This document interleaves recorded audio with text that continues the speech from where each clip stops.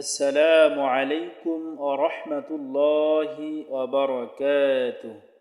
আজকে আমরা জানব আয়রনের অভাবে অ্যানিমিয়ার মোকাবিলায় এই খাদ্যগুলি গ্রহণ করুন। অ্যানিমিয়ার মোকাবিলায় যদি আপনি এই খাদ্যগুলি গ্রহণ করতে পারেন তাহলে আপনার আয়রনের অভাব হবে না ইনশাআল্লাহ। আসুন আমরা জেনে নেই সেই খাদ্যগুলি কি কি। আজকে আমরা 12টি খাদ্য নিয়ে কথা বলবো।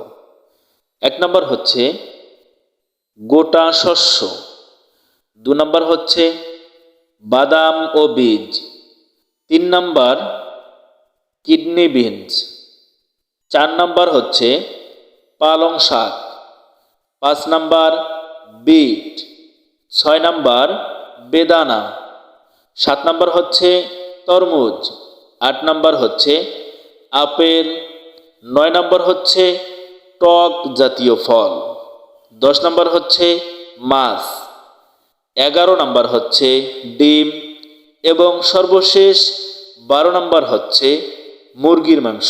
আপনি যদি এই 12টি খাদ্য নিয়মিত যদি খেতে পারেন তাহলে আশা করা যায় আয়রনের অভাবে অ্যানিমিয়া আর হবে না।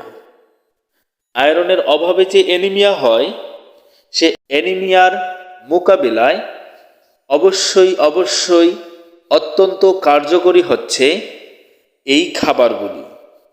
আশা করা যায় আপনি এই খাবারগুলির সাথে পরিচিত আছেন, হয়তোবা রুটিন অনুযায়ী আপনি খেতে পারছেন না বা নিয়মিত খেতে পারছেন না। আমি আবারও বলছি 12টি খাদ্যের নাম।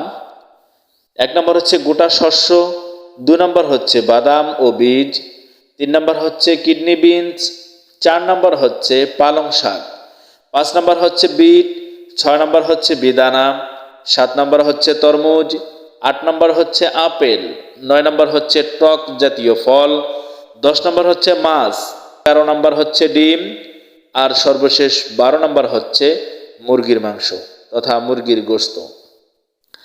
আশা করা যায় এই খাদ্যগুলো আপনি অবশ্যই এখন থেকে নিয়মিত খাওয়ার চেষ্টা করবেন ইনশাআল্লাহ। তবে অবশ্যই আপনার নিকটস্থ কোনো ডাক্তারের পরামর্শ নিয়ে খাবারগুলো খেলে আশা করি অনেক ভালো হবে ইনশাআল্লাহ। সকলে ভালো থাকুন, সুস্থ থাকুন। আসসালামু আলাইকুম ওয়া রাহমাতুল্লাহি ওয়া বারাকাতুহু।